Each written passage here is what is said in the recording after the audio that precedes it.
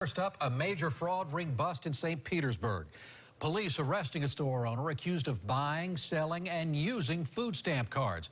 And once that happened, just like a house of cards, the whole pyramid started to crumble. News Channel 8's Paul Mueller joining us live at the Pinellas County Jail tonight with the report. Paul. Keith, the kingpin, if you will, as well as 14 others wrapped up in this EBT racket, brought here to the Pinellas County Jail. All of them are accused of using these EBT cards for money. Money meant for people who need it, as well as money taken out of your pocket, the taxpayer. There's been fraud at EBT cards a long time, and well. Ray Jacques of St. Pete makes a little too much to qualify for assistance, but he says lots of people know how to beat the system. It's not hard to get what you want with an EBT card.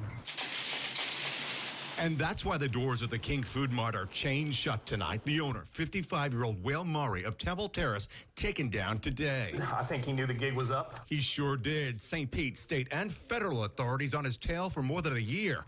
It all began on the 1st of each month. That's when the deals went down. They would come in, exchange these EBT cards, and he would give them cash. Once people got their cash, Murray used his chunk of change to go shopping. Surveillance photos show him using that money to stock up on things so he could then sell the goods to 6 other Bay Area stores. And if any money was left on the cards, he'd come to this BP station to drain every last cent.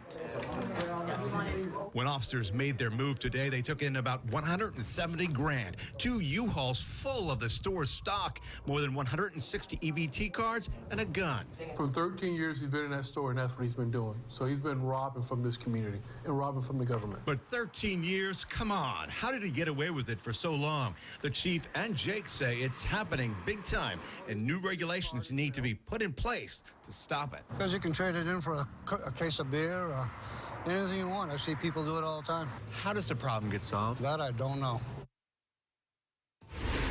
All right, back here live in Pinellas County tonight. Get this, Keith. Cops say in all, this is more than a $1.5 million loss to the system, at least, Keith.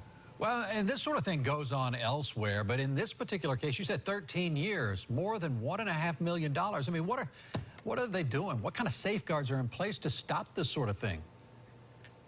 You know what, Keith? This is no secret. People know about it. They were talking about it to us on the streets tonight. The state knows about it, but what are they doing about it to stop this from happening? That's what we wanted to know. So we put in several emails to the State Department, who handles EBT fraud. We put several calls into them, but as of right now, tonight, we're still waiting to hear back and get some answers, Keith. Paul Mueller live in Pinellas County tonight.